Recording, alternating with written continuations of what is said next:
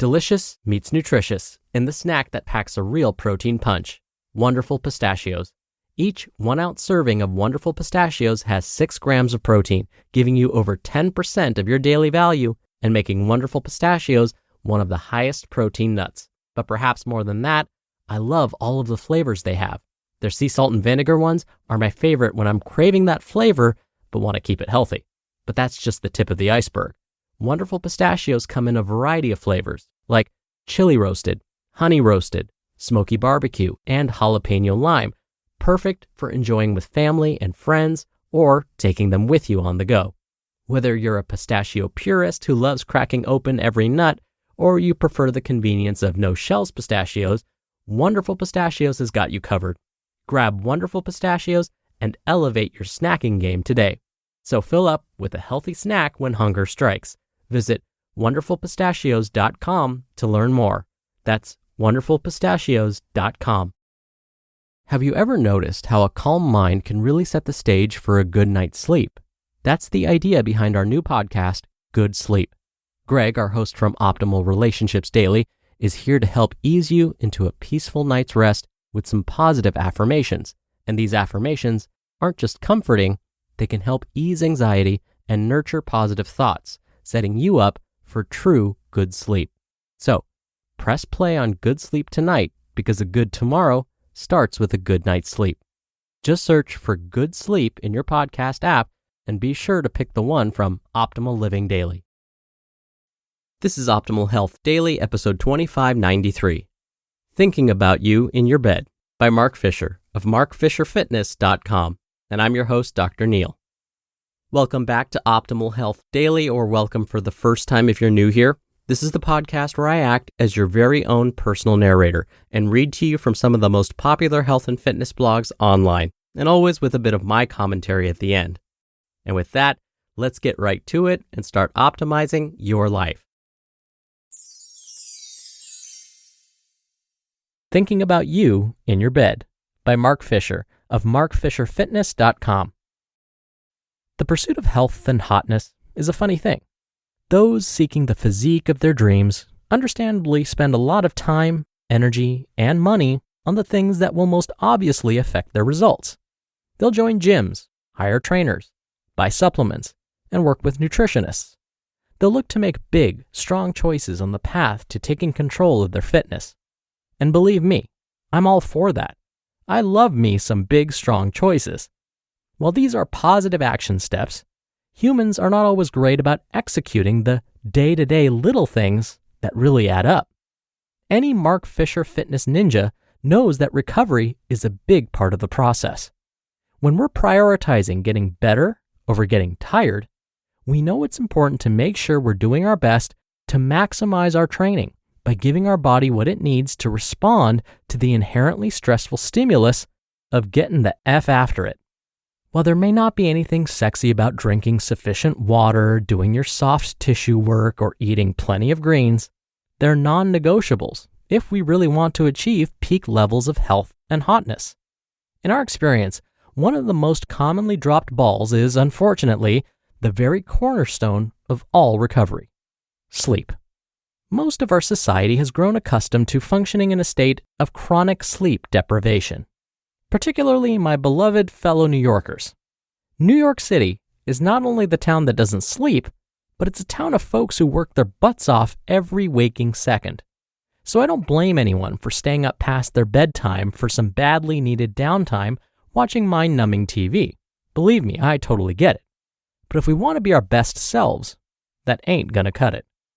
Sufficient quality sleep is profoundly important for the many hormonal processes involved in getting hot, whether it be getting leaner or adding muscle. Some research has even seen associations between inadequate sleep and obesity. This is to say nothing of the cognitive ramifications of running on fumes. Ever make horrible decisions while bleary-eyed tired? I'll bet you have. So in the interest of helping you get your sleep on point, allow me to make some recommendations to maximize your time spent in bed. 1. Make sure your room is pitch black. Seriously, get some blackout curtains. I even recommend trying to minimize the number of electronics in your room and covering the light coming from your alarm clock. 2. Consider using white noise if you live in a noisy area. Personally, I love me a simple fan, but feel free to get fancy with a white noise machine or mobile app if that's your preference. 3. Develop a consistent bedtime routine. It's ideal to get away from your computer and TV at least an hour before your intended bedtime, so all that light doesn't confuse your brain into thinking it's still daytime. Consider adding some meditating, gentle stretching, or boring reading to help slow your brain down. 4. If you find you're sensitive to caffeine, consider scaling back your total consumption and/or cutting off as early in the day as possible. 5. Invest in a great bed and bedding. Since we ideally want to spend around a third of our life in bed, this is not the place to skimp and try to save some beans. 6. Do everything you can to get your room to an ideal temperature. For most folks, the high 60s is ideal. 7. If possible, try to sleep at consistent times every night. This is often hard to do if you have a highly variable schedule, but the more you get in a routine here, the easier it will be to get your body in a groove. 8. Generally speaking, most people seem to have superior sleeping quality when they can align their sleeping schedule as close to nighttime as possible. If you can choose between sleeping from 10 p.m. to 6 a.m. and sleeping from 1 a.m. to 9 a.m., the former will usually be superior. 9. Never do work in your bed. Your bed should be for sleeping and then maybe light reading. Teaching your body to associate your sleeping quarters with writing work emails is not the best idea. 10. If you have a hard time falling asleep, consider supplementing with melatonin. 11. If you really can't turn your brain off, consider seeing a therapist. Seriously, it's that big of a deal. Some people are naturally better or worse sleepers, but if you sense the issue is chronic anxiety, it will serve you to treat the cause and not the symptoms of your sleeping problems.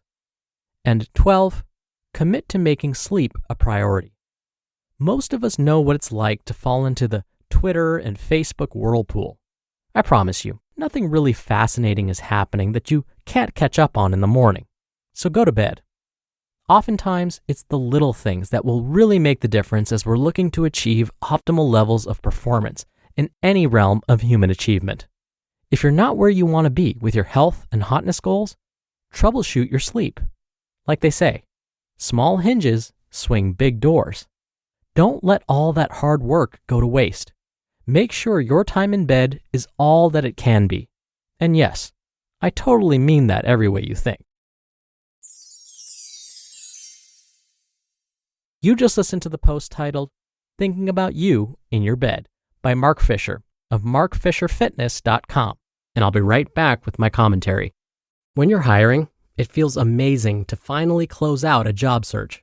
But what if you could get rid of the search and just match? You can with Indeed.